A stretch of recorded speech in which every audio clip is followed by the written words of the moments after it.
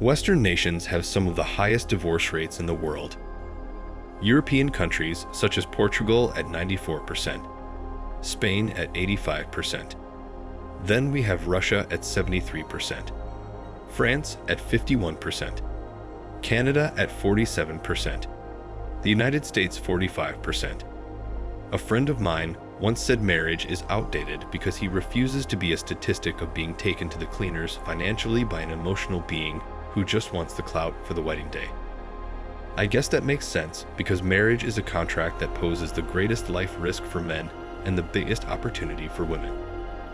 Every single girl is motivated by hypergamy, which allows her to only date up. She's also motivated by solipsism, which is her feelings being her only reality, and Brault's law, which means that if she doesn't get value out of it, then she won't get into a relationship. Once men understand this, it's very easy to predict women's behavior with men and society. So long as women are either feminists or feminist influenced, want to have careers, want to squander their peak fertility window, and so long as society demonizes men and masculinity, so long as no-fault divorce laws exist, and so long as the family court is still in operation, then the marriage contract is not only an outdated institution, but a really bad idea that is too risky for men's financial future. Until and unless society decides to reverse course and appreciate and promote traditional gender roles, then it is important for men to keep going their own way. The truth is that secular marriage no longer works in this current secular world. A successful marriage requires things like self-sacrifice and commitment, a focus on something bigger than yourself, such as children. Those values were once held in high esteem, but no longer. Now they are held in outright contempt, and the only things that matter are money, ego, and instant self-gratification. And a strong marriage cannot have a foundation based on those. The reason why young men don't think marriage is worth it is that we have seen our older brothers' pain. Or a good man, husband, and father did everything for his family, did everything for the wife, even lived with the typical motto, happy wife, happy life, only for that same woman to betray him with another man who never put a slight effort to make her happy. As a result, thanks to divorce courts being so biased, he loses everything including his house, and pays alimony and child support. We young men saw that, we decided that we don't want that. It's quite simple. If she wants you to chase her, she doesn't respect you. And if she doesn't respect you, she's not that into you. The core problem, in my opinion, is the fall of Western values.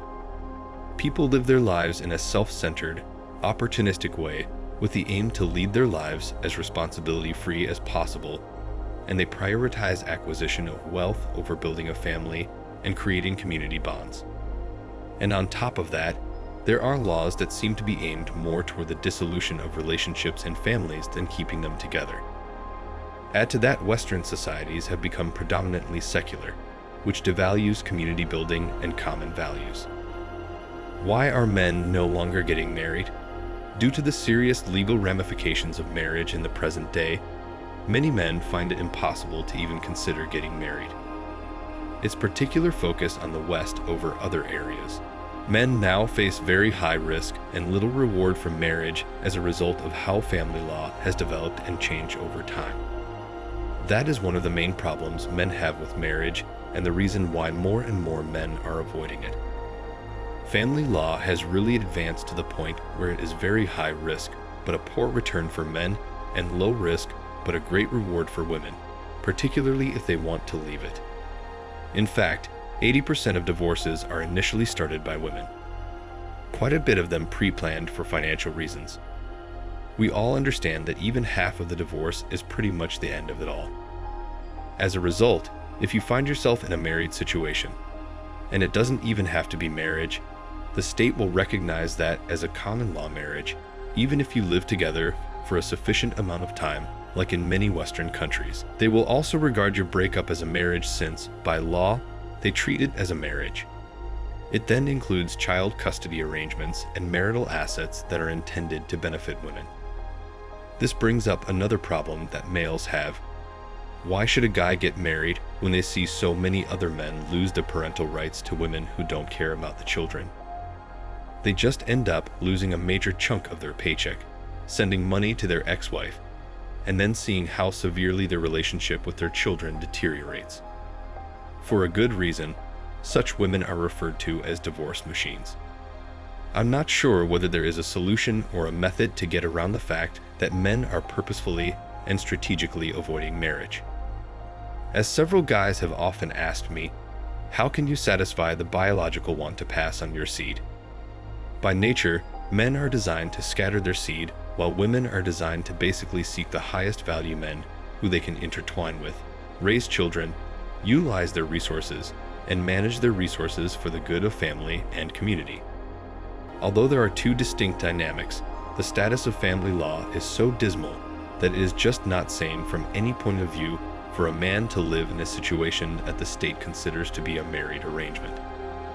Why would you put yourself in a position where the state might decide what happens to your assets, monthly income, and parental access?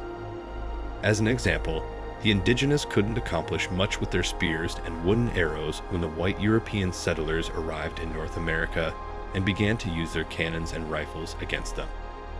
They were at a disadvantage. That's the situation men face in marriage.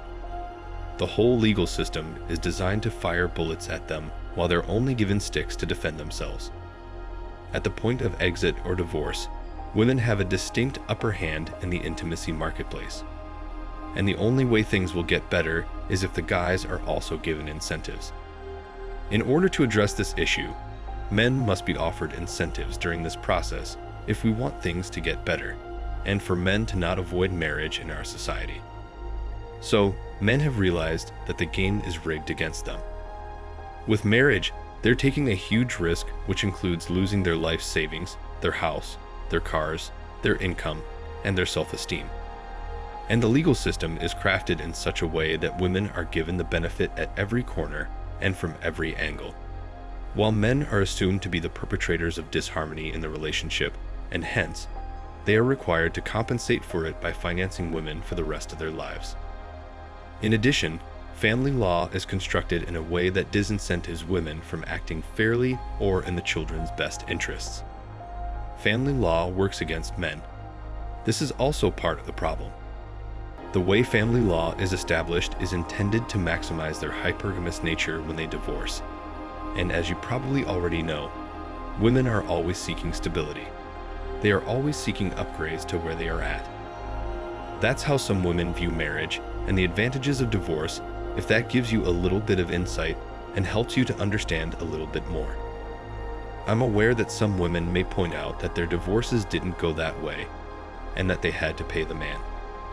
Yes, that can also happen at times, especially when the case is too obvious for the whole world to see, when a woman is trying to basically take all of his resources, even when the guy had practically done nothing wrong to her, not cheated on her, not abused her, not given her love, care, and attention. So when this sort of case occurs, the judges sometimes rule in the guy's favor, but it's very rare.